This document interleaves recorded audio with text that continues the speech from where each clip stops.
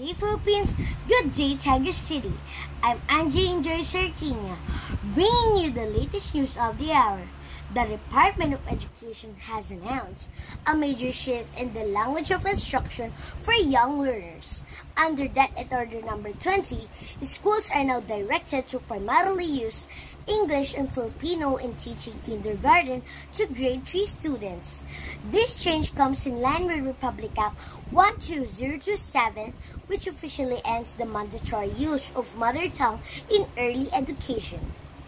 According to Education Secretary Sani Angara, English and Filipino will serve as the main mediums of instruction, while Filipino Sign Language will be used for deaf and hard of hearing learners. Despite the shift, regional languages will still be used as auxiliary tools to support the students' transition between languages through a teaching approach called translanguaging.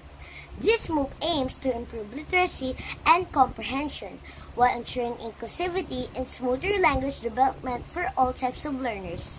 And that's the top of the hour news. Good day!